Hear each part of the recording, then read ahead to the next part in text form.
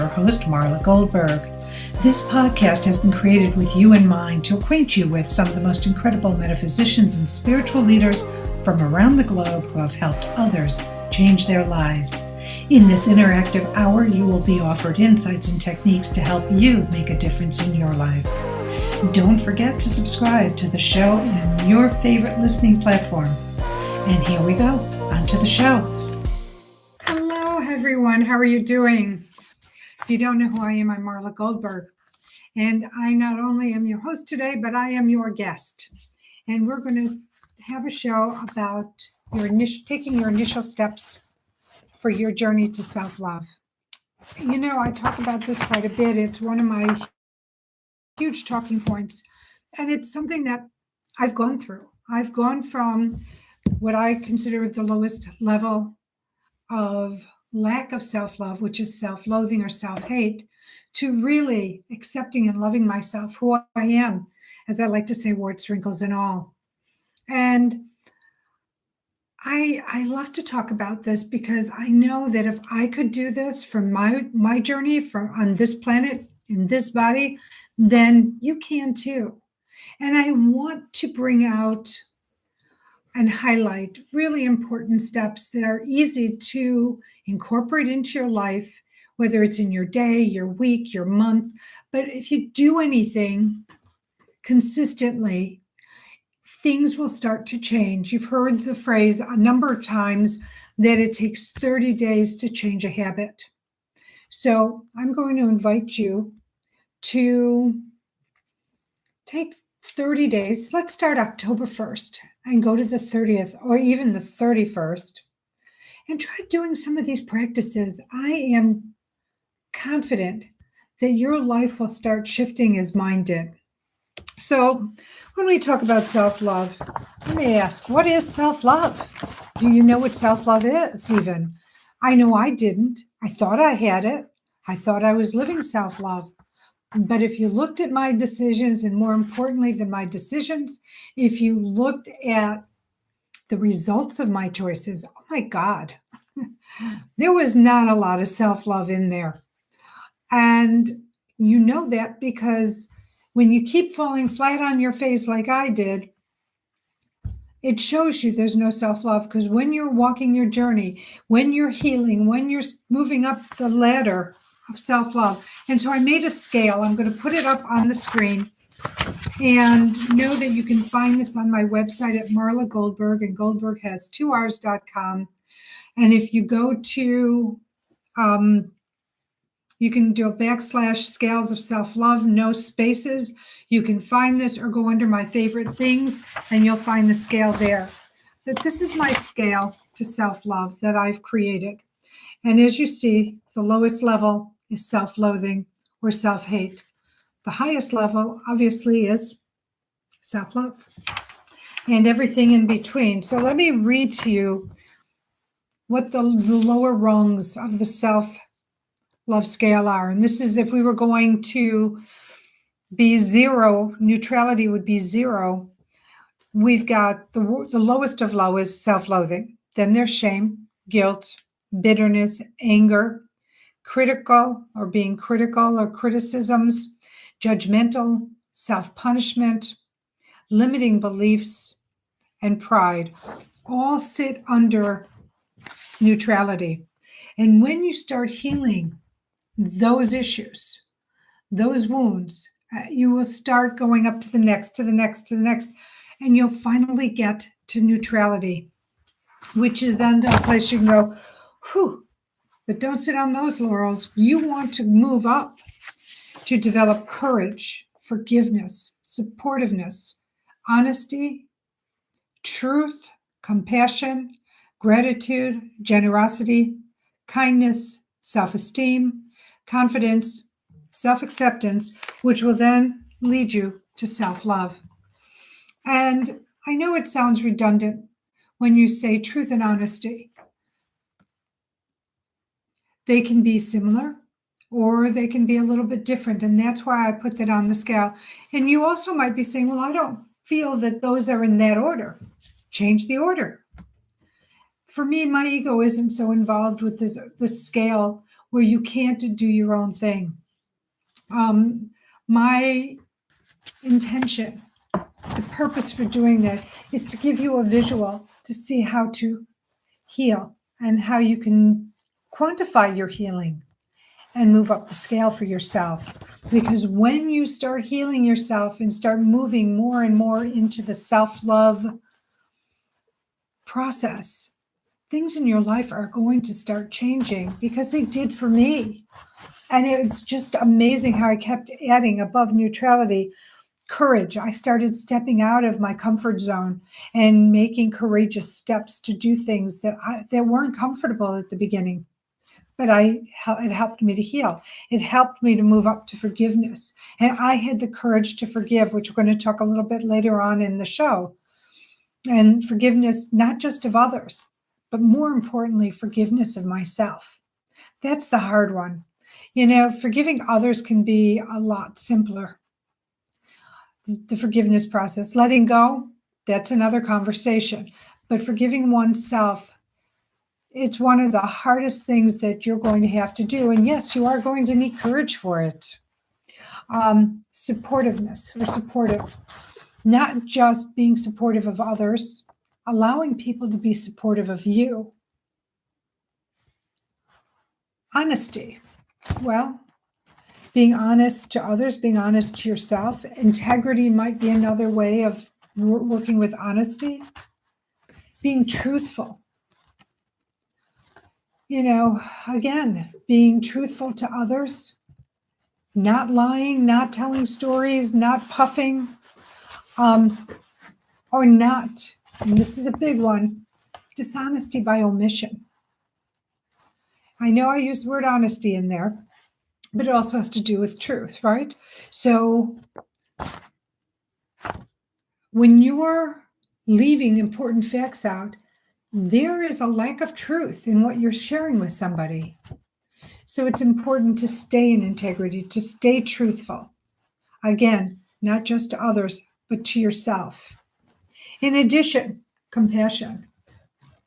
Well, we all want to be treated with compassion. So don't you think others want compassion extended to them? And I'm not just talking about the two-legged being. Let's talk about the four-legged being, or the waterfowl, or the fish, or the wild animals out there. Compassion is so vital to your journey of self-love. We can talk about gratitude. I love talking about gratitude. I use gratitude all the time. I add gratitude. It's one of the first parts of my prayers every morning, is to let Spirit know what I am grateful for. And look, we all have those down times. We all have those times where you just want to go, rasa, what do I have to be grateful for? But you do. You might have to be grateful for recognizing that you're not feeling grateful about anything. Can I say that again? You may be grateful for recognizing that you're in a place where you don't feel like you're grateful for anybody or anything. But the reality of it is, it's so vital. It changes your life. It brings joy in your life. When you acknowledge what you have, you get more. I know. It's such a simple concept, right? But you do. When you are grateful for the abundance in your life, and you might say, what do you mean abundance? I have builds up the yin yang. Here's the thing. When you send out those bills with gratitude, I am grateful that I have this much money to pay towards my bills. You are showing Spirit that you're abundant, and things will start to change. It's just such an interesting concept, isn't it? Kindness. Oh my God. It costs nothing to be kind. Even if you're in a bad state of mind, being kind to somebody might be the difference in what makes their day or what doesn't make their day. You can take somebody who might be on the verge of doing something permanent for a temporary situation and change them out of it just by smiling at them, just by looking at them in the eye, just by opening up a door for them or saying hello. There's then self-esteem. Well, when you get to this level, your self-esteem increases. Your acknowledgement of who you are increases. You start seeing the true essence of who you are. And maybe start seeing might not be the right phraseology, but you do acknowledge the loving, joyful light that you are and the light you bring others. Because when you bring gratitude, compassion, and kindness into your situations, it just brings up your self-esteem, self-confidence. And when your self-esteem builds, guess what? So does your confidence. And then we go into self-acceptance. That can be a little bit more difficult, but it's part of the journey. And when you start accepting who you are, as I say, warts, wrinkles, and all, it takes you to a whole nother level. Look, none of us is perfect. You know what? What is perfection? In the eyes of God, we are all perfect just the way we are. Whether we're tall or short, thin or not thin, whether we have great complexion or not such a great complexion, in the eyes of God, in the eyes of Spirit, we are all perfect. We are all beautiful beings, because it's not what's on the outside, it's what's on the inside. It's the kindness, it's the gratitude, it's the compassion, it's the love. And the love starts to emanate more and more as you go up this scale. So let's talk about self-love. What is it? Well, it's a state of appreciation for oneself. It grows from the support that you give yourself mentally, physically, spiritually, psychologically. It's having a high regard for your own well-being and happiness, taking care of your own needs first, and not being a people pleaser and sacrificing what makes you happy, what makes you fulfilled, to make someone else fulfilled. You deserve that fulfillment as much as anyone else, even children. Now, that's a different topic, but let me touch on children for a while, for a minute or two. Children deserve everything, especially when they're young. When it's their developmental stage, they deserve your love, your compassion, your patience, your kindness. They also deserve to learn boundaries. Many of us aren't raised with boundaries. I know I wasn't. I have very delineated boundaries today, but up until I hit my, I'm not quite sure what decade I want to share with you, but I did not have delineated boundaries. It's a healthy thing to A, have for yourself, and B, teach your children so that they don't give their power away. They don't give things to others while sacrificing what pleases them, what makes them feel good and whole and healthy.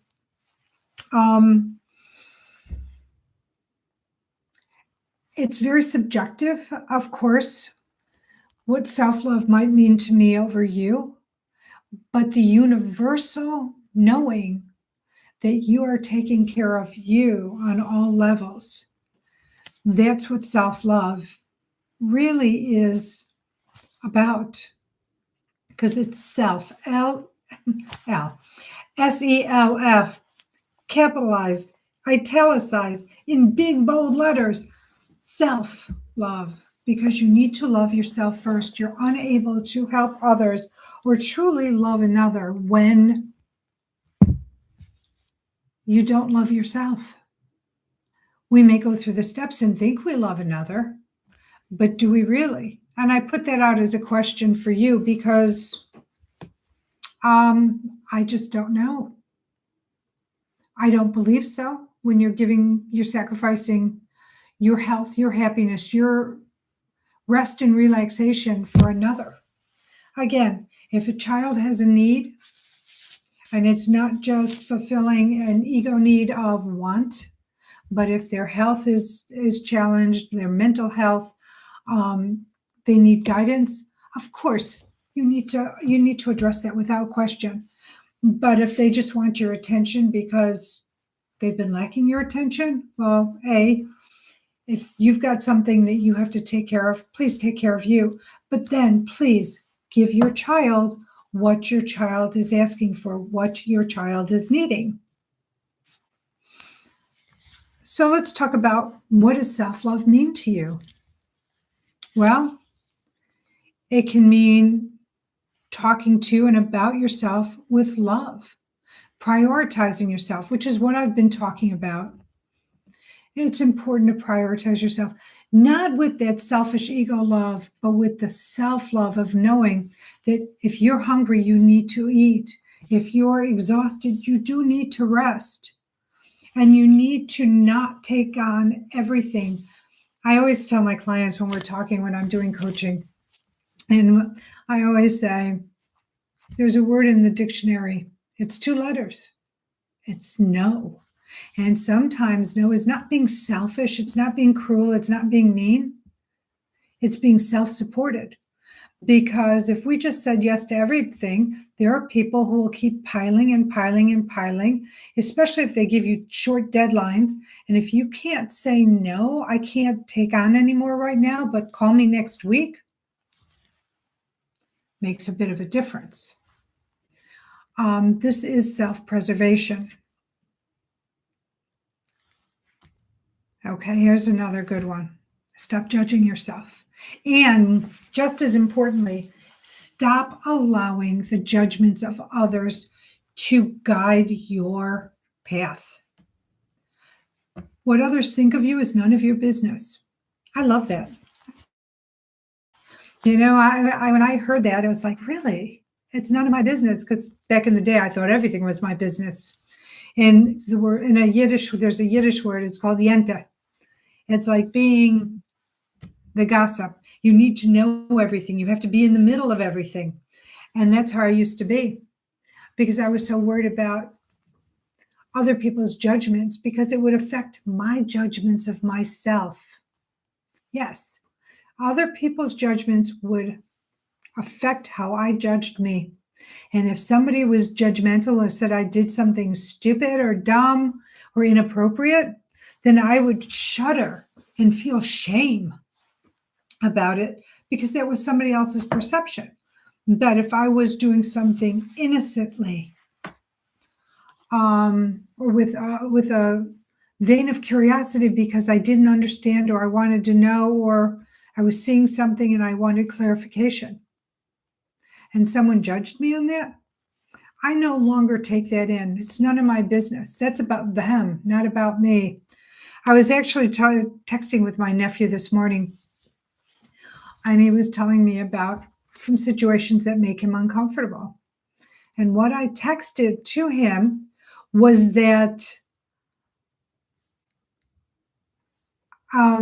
what I texted to him is that the other people's behavior is not about his behavior, and he doesn't have to, soak it in. That's about them. It's not about him. If he's enjoying his evening, whatever our time is, and somebody does something to try to humiliate him or something, that's a reflection of who they are, not who he is. And it's easy to say, yes, I understand, but I want to make sure that you all understand that when people do things like that to make themselves feel better, or to make themselves feel like, they are better than someone else, they're not. They're actually showing you how wounded they are. They're not better than anyone else. So what Bridget was sharing with me, my husband uses that word all the time, but not about me. That's so funny. What word is that, Bridge? Okay. Trusting yourself. That's a tough one. It's a really hard one, especially when you were very much like me and kept making mistakes that brought you things that didn't serve you over and over and over again. Learning to trust yourself becomes really powerful. It really is a powerful thing. And here's the thing, when you learn to stop making those mistakes over and over and over again, or making the same choices, then maybe let's take the mistake out of there, because that could be a judgment. Let's take the word out. But when we keep making choices that don't serve us again and again and again, we need to change our MO. We have to change what we're doing or how we're justifying it to ourselves. It's truly a very powerful kind of action, so that you may be able to start saying, oh, okay, that didn't work for me this time. I'm going to do it this way. I'll give you an example. I used to bring in the same kind of romantic relationships over and over again, and they all ended up the same way. And at a certain point after my divorce, I said, you know what? I'm going to start changing my MO, my modus operandi, how I bring people into my life. And if I see those red flags, I'm not going to let my savior take over and say, oh, I can change this, I can make this better. No, I started changing things. So a little TMI, I used to be a serial monogamist. I would get in one relationship at a time until the relationship ended, licked my wounds, and would get into another one. Well, after my divorce, I was finished with my first mystery school, and I was working with my spiritual response therapy consultant, and we started clearing around my issues of serial monogamy. And I made a conscious decision that I would not be a serial monogamist. Nope. I would date. I would meet many people. I would get to know these people and find out if I really liked who they were. And this is another thing, might be a little TMI. I took sex off the table until I was going to be in a relationship with somebody who I liked and who liked me for who I was and who got me, which is always an interesting thing because not many people were able to get me back in the day, probably because I couldn't get myself. Well, that new way of having relationships really changed. Oh, yentas. But really changed things for me. I started to get to know people, and guess what? People who I would have possibly slept with before, I'm like, ew, no, I don't want to do that, because I had confused intimacy, physical intimacy, with intimacy. And so I chose to change that. And I will share with you, this worked for me so well because I have now been with my current husband for 14 years. He gets me. We're friends. We laugh.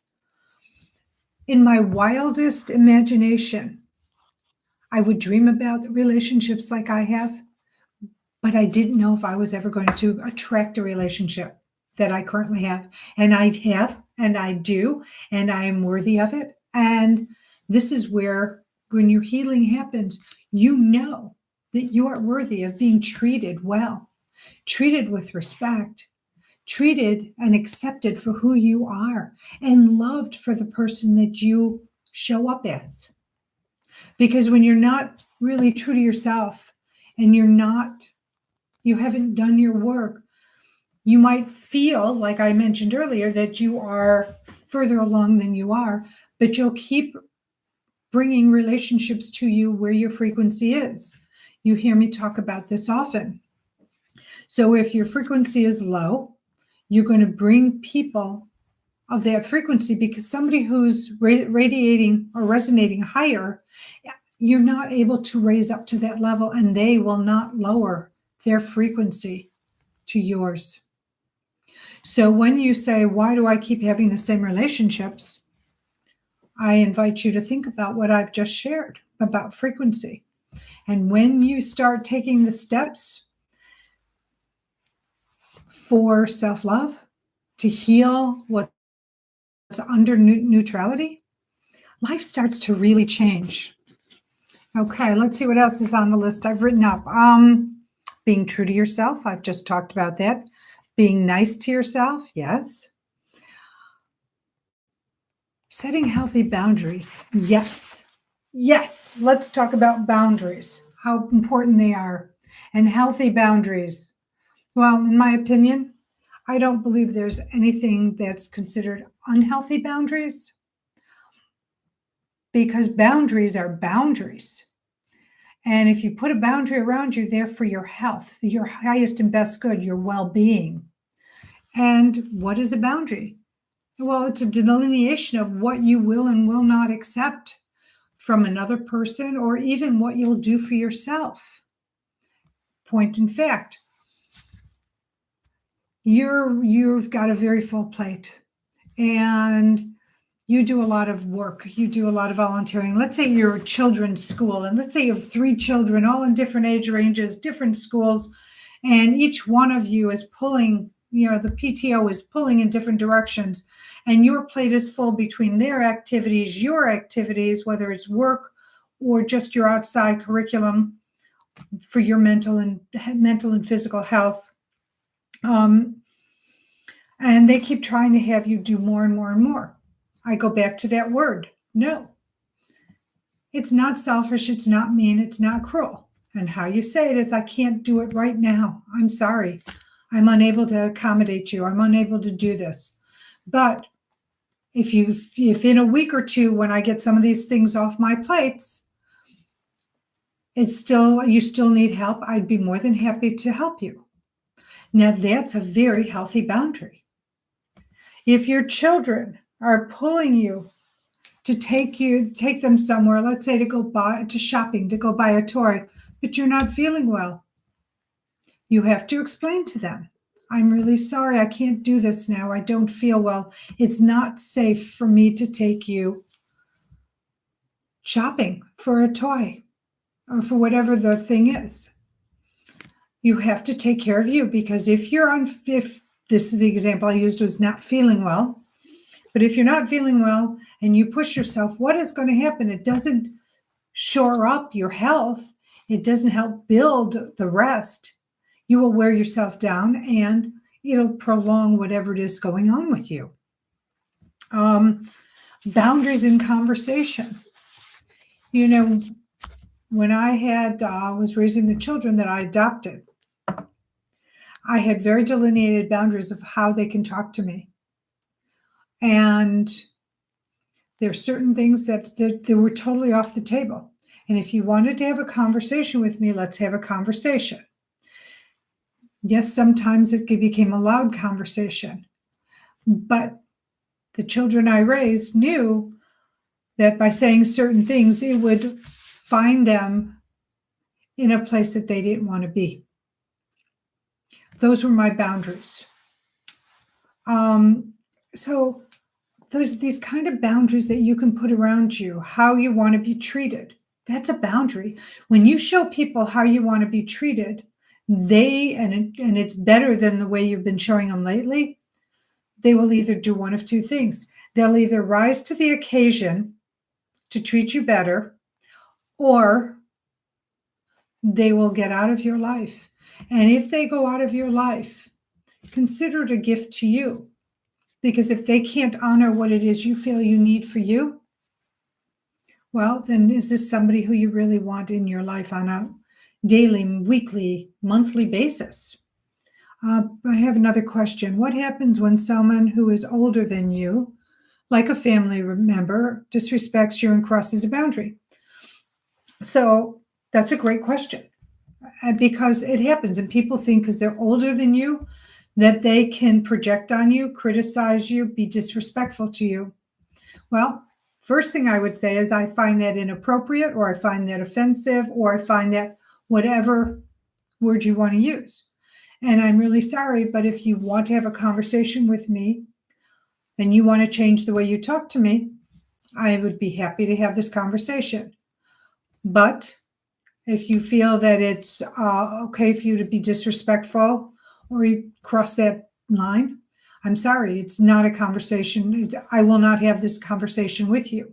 And if you need to, like at a holiday dinner, because that's always when the best of the worst comes out, isn't it?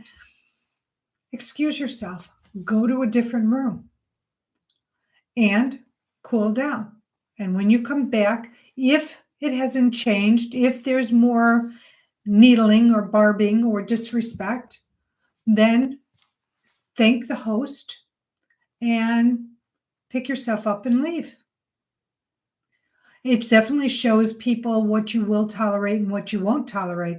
In addition, if you're the host, and that makes it a little difficult to leave the party for an extended, and go home, then get your coat, get your shoes if you don't have your shoes on, and go take a walk around the block.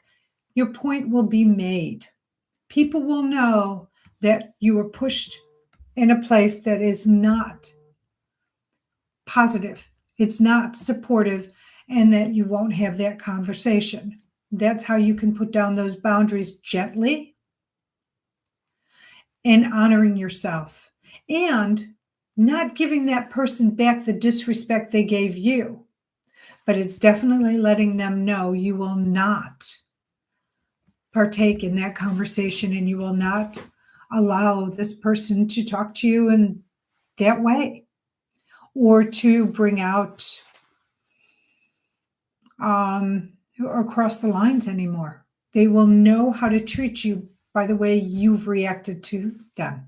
If you go down, if you get as low as them, and really start hitting below the belt verbally or emotionally, however it might be, all you're going to do is say, it's okay to do this because we're going to get into it again. We're going to get into a verbal fisticuff, or hopefully not, but it could lead to physical stuff.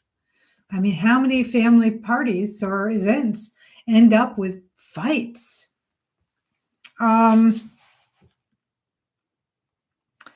Let's talk about forgiveness. Forgiveness is huge, huge, huge, huge. Not only for forgiving others, forgiving yourself.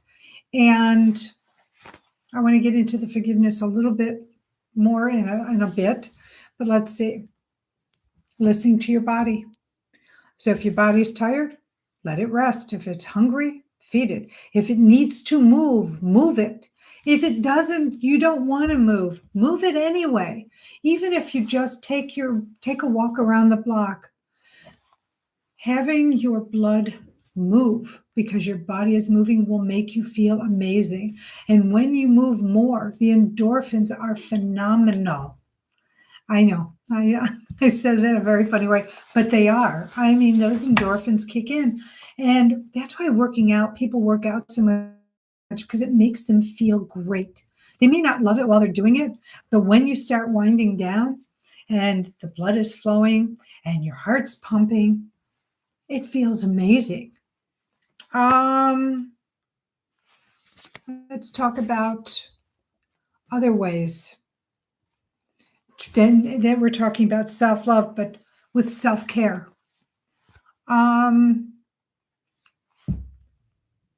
Turn off your devices.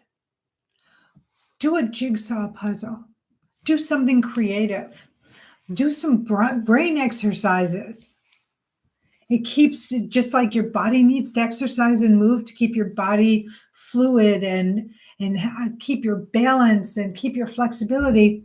The same is needed for your mind, for your brain. You need to work your brain out. And playing a video game is just not enough. Just sitting and watching TV is not enough. You need to stretch your brain by doing games, brain games, even things like a jigsaw puzzle or a Sudoku. I hope I'm saying that right. It's amazing for you. How you eat.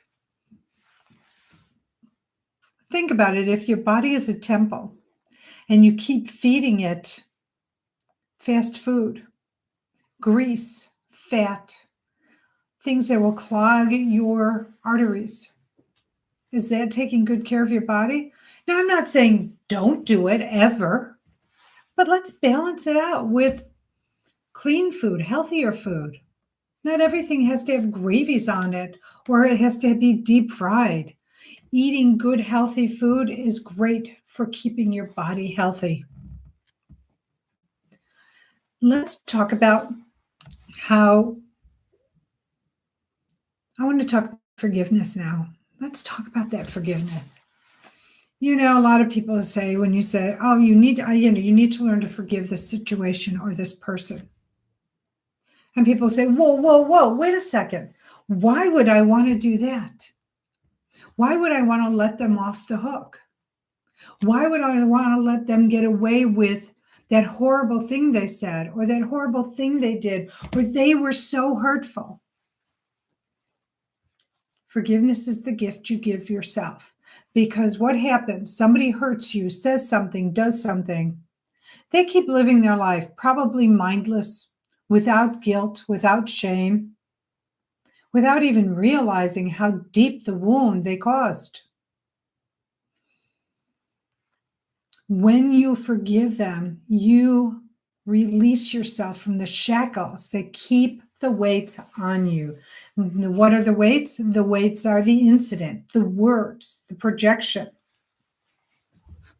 And you forgive them. Again, for your benefit, not for theirs. Now, if they benefit from learning from it, that's a great thing. But if they don't learn to forgive or know that they've done it, you've still unburdened yourself and you can now move out of through your life happier, more joyful because you're not carrying the junk that comes with the anger and the bitterness and the resentment that lack of forgiveness will bring to you. And here's an even harder something: learning to forgive yourself. It is hard. We talk to ourselves worse than anybody else does. Because why? We take in people's projections, their judgments, their criticisms, their beliefs, how they want to impose themselves on us. And we just take it in and we just keep repeating it in our mind like, aren't we stupid? Aren't we this? Aren't we that? No, you're not. And you need to forgive yourself for doing it. So I want to give you a couple of forgiveness exercises. I love, first of all, wait, we have another question. If you put a lot of work in forgiving someone, but the feelings keep coming up and bothering you, what are a few things you can do to work through these emotions? Well, that's a great question. And so I'm sort of getting there. But I'm going to say, if you forgive somebody and yet you're not forgetting, it's still ruminating in your mind, you really haven't forgiven them. And you haven't forgiven your part of that situation. So I want you to think about that. If the feelings keep coming up of anger or hurt or disappointment or shame or whatever it is that they projected onto you, you have not truly forgiven them. So I was just about to share a couple of exercises, so let me go on with that. First of all, I love mirror work. And this is more about forgiving yourself, but you can do it to forgive others. When you look into a mirror and you look into your eyes, directly into your eyes in the mirror, and you share how I forgive myself for whatever it might be. I forgive so-and-so for what they might do. And the Ho'oponopono is perfect for doing this in the mirror. So Ho'oponopono is a Hawaiian prayer that brings where you forgive yourself. Because if something happens through somebody else, you have to look at your part in it, right? So what do you say? Well, I'm sorry. I love you. Please forgive me. Thank you. God forgives me. And keep looking at yourself in the mirror when you're doing that. You can do it when you're driving your car or walking, taking your walk. You can do that as well. And you set the intention that this is to forgive myself and my relationship with whomever, Or this is for me. I set the intention for me to use this for me to forgive myself for. And you can list or not list what those items are. Spirit knows. You don't necessarily have to get into it, but honoring what it is also incredibly powerful. So I'm going to repeat this again. I'm sorry. I love you. Please forgive me. Thank you. God forgives me. Oh, and you can also add, and I forgive myself. So I know it keeps growing, but it's powerful because you are saying you're sorry. You're telling them you love them. Though it might not feel like it in the minute, but you do love them, or you wouldn't be doing this. You wouldn't try to get into this forgiveness piece. Please forgive me, because no matter what, even though we feel we're the victim, there's a part of us that had some agreement in this. Thank you. Well, you always want to be grateful and appreciative. God forgives me. Yes, God does forgive you. And you do not have to go to another individual for self-forgiveness. You can forgive yourself because in Genesis, I think it's page 5, it said, we were all made in the likeness of God. So my feeling is if God is in each and every one of us, then wouldn't it suffice to say that we don't need to go outside ourselves for forgiveness or redemption? We can go inside. Hi, Lisa. Good afternoon. Welcome. I'm so glad you've joined in. If you have any questions, please feel free, or comments. I'll be more than happy to share with the listening audience. Okay, so another forgiveness item. Why not write a forgiveness letter? I love this. And it's a process. So it can be a 2 or 3 part two, 3 or 4 part process. So the first part is you go into a meditation. You get grounded, and you just do some slow, deep breathing with the intention that you are going to write a letter to the person who did whatever it is they did, whether they said it or did it, whatever it is, that's where the intention is. When you come out of your trance, you have a piece of paper or a notebook and a pen ready. And when you open your eyes, you just pick up the pen and you don't think. You just begin to write. Don't edit, don't critique it, don't filter it. Just write whatever it is. And then when you're done, write until you are exhausted. Write until there is nothing more to write. And it could be 1 page, it could be 10 pages. Just keep doing it. And when you're done, put the pen down, take a break. And your break can be a couple of minutes, have something to eat, have a beverage, stretch your legs, depending on how long you've been writing for. And then you come back and you go through the same process where you go into your meditation, slow, deep breathing. And in this point, you're setting the intention that you're going to receive a response from the one you just wrote to. And when you open up your eyes, you take your pen, you take your paper, and again, you start writing. Don't think about it, don't filter it, don't critique it, don't judge it, just keep writing. When you're done, take another break. Stretch your legs, go have a snack, go get a beverage, go take a walk, whatever it might be. And then you can do one of 2 things. You can read the first letter and then read the response, or you can go into a trance. And when you come out, and the trance is the slow, deep breathing, the meditation, you can write what Spirit wants you to write about the situation. And again, just don't think about it, don't filter it, don't critique it, just write. And when you're done, you put down the pen again.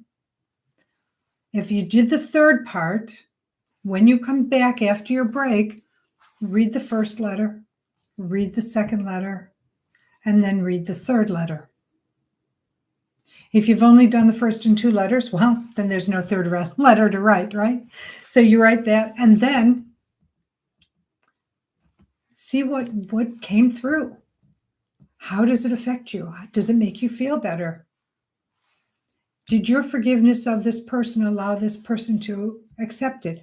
Or if this is a forgiveness letter to yourself, did you accept the forgiveness? Did it process? And if you did write the third letter, read the response from Spirit. When you're done, then you destroy it. You can burn it, which is my favorite thing, because when you're watching the paper burn, it's amazing what you see in the paper. You can shred it. You can soak it in water. And if you're going to do that, use a Bic pen so that the ink gets all mushy and it just goes down the drain. However you do it, rid yourself of it, but know that it's there. I need to take a charity shout out. I'm a little bit late for charity shout out. I want to send prayers to the people of Florida and those who are going to be affected by Hurricane Ian. And my charity is globalgiving.org. Check out globalgiving.org because they have given out millions and millions and millions and hundreds of millions of dollars to help those who have been through atrocious natural disasters or disasters of any kind, war, famine, what it might be. If that doesn't resonate with you, I implore you to please help whatever organization resonates with you. It could be the Goodwill. It could be FEMA. Whatever it is, please help those who are now being challenged, who have lost their homes, their cars. They're being displaced because this hurricane was just a couple of miles an hour, less than a Cat 5 from my understanding. I could be wrong. It could have been a Cat 5. But please help those who are now struggling in their situations. And I say thank you for listening to my charity shout out. Okay. I want to talk now about a process that I didn't mention earlier, but it is powerful because we limit ourselves, we repress. We're the biggest repressors there are. There is no other being on this earth that represses like a human does. What does repression mean? It means you don't want to deal with it. So you just push it down. You hold your emotions down. You don't deal with your emotions. And you just pile on top of another. It looks like layers, just layers and layers and layers of different emotions that you don't want to deal with, that don't feel good. And my favorite is what I call release by exertion. And one of my favorite is to get a toy bat. And let me see if I have one. Here it is. Now, this is a little small, but it's a Nerf bat. And the reason I want to do that is because it's got a soft exterior. Metal and wood bats are not required. And the caveat to this practice is this is never to be used on a child or another human being or an animal of any kind, ever. This is to be used on a soft surface. You go to your mattress. You go to your sofa. You go to an overstuffed chair.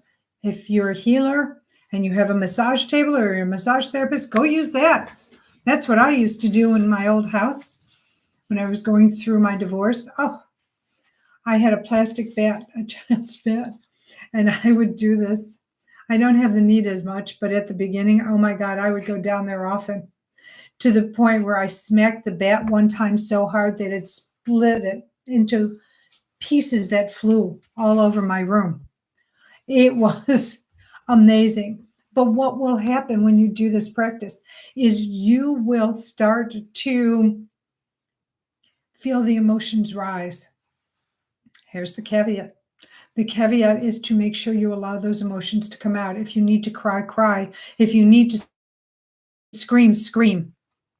But if you're close to someone, have a pillow nearby so that you will, I'm going to take this out because I created this, which is the original scream pillow, will help muffle the noise. You don't need my scream pillow. You can use any pillow. But I just thought that this is a funny piece. And it's a talking piece. and you use it for, then you scream and you holler and you get it out of your system. Here's the thing, you don't have to do this for hours on end. Do it until you're done, and then do it again and do it until you're done. You would be amazed how light you feel when you're done doing this practice. Yes, it is amazing. So let's move into self-acceptance a little bit. What does that look like? Well, we all have things that we don't like. Just look in the mirror and you will be focused directly on that thing you don't like. It could be your hips, your boobs. It could be your hands. It could be your face, something on, your nose. That's always a big one. No pun intended. But people have issue with their nose. I happen to be a nose aficionado. I love noses.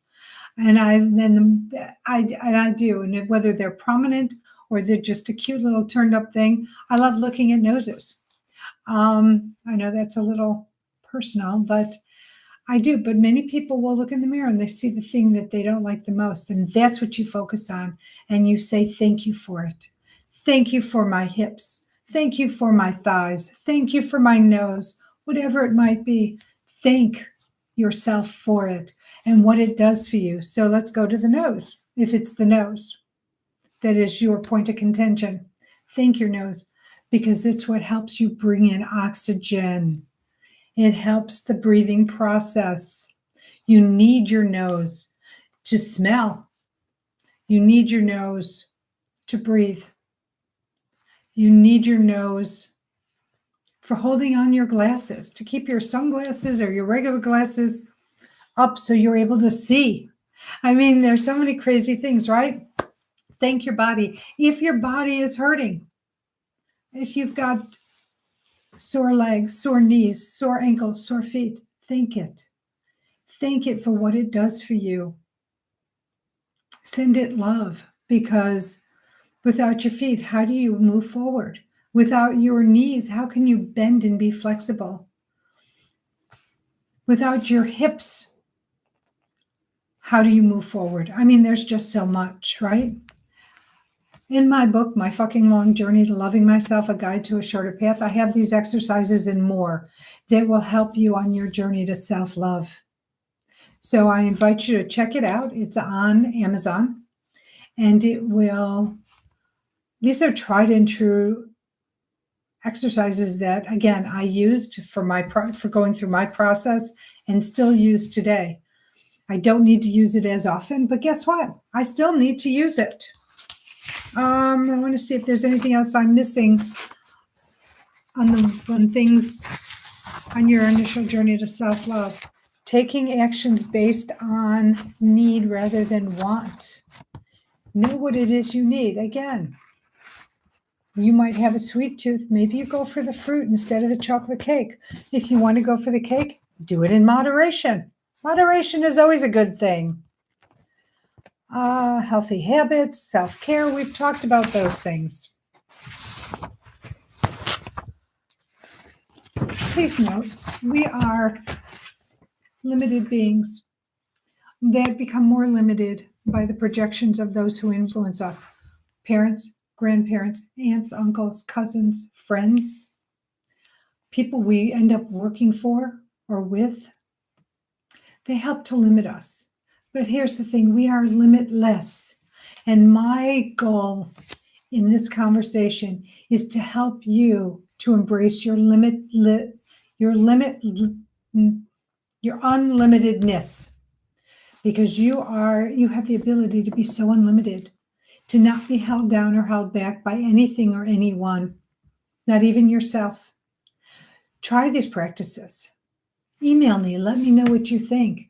Let me know if your life has started shifting. And again, I invite you to use the month of October to start a 30-day habit of your journey to loving yourself. Okay, so I'm so grateful.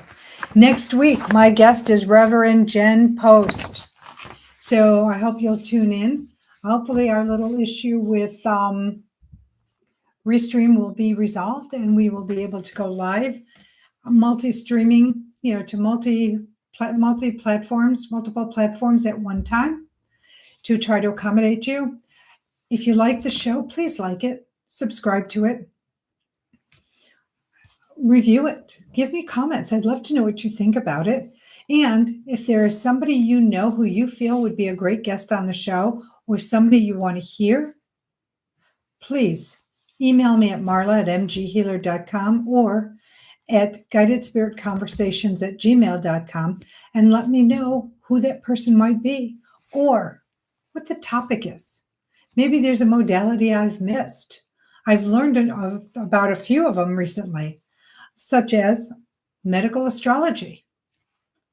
I want to have a medical astrologist on here to talk about the difference in that. Astrocartology, that I knew about, but maybe you don't know about it. And that is, if you want to move somewhere, where is the best place to live? Where is the energy best for supporting you? So email me and let me know. Okay? I am so grateful for you. But before I give my gratitudes to you, I want to thank Bridget, my right arm, my left arm, especially this last period of Mercury being in retrograde, because it has been really challenging, especially technologically. If you're having technical problems, be patient. You might have to replace something, but be patient about it, because not only is Mercury in retrograde, but I believe there are 5 other planets affecting us right now. And I know that Neptune is, and I think it's it Jupiter or Saturn, one or the other, or maybe both, in addition to Mercury. So they're powerful, powerful planets, all going backwards and affecting us in communication and electronics and travel, weather. This is a huge Hurricane Ian, huge example of Mercury in retrograde and the other planets playing with us.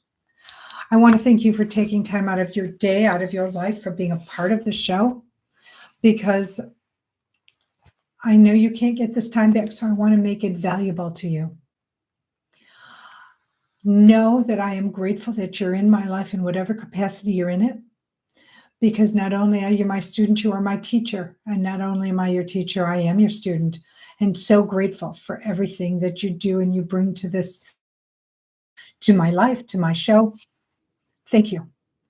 I want to say these words to you. If you haven't heard them yet, let me say them to you. And if you have heard them, just know that you have one more level and layer of this, and that is love.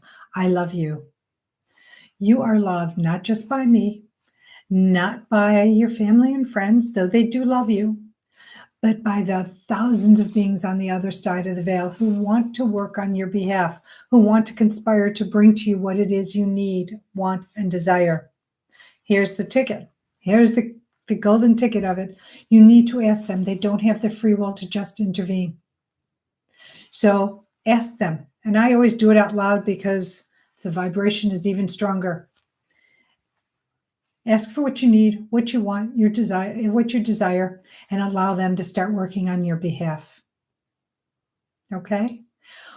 All right. Well, until next week, as always, I send you, again, my love, and know how grateful I am for you being in my life. Have the most spectacular week. Stay safe, stay dry, stay warm, because there's a lot of weather going on this week, or at least this weekend. And until that, next week, mwah.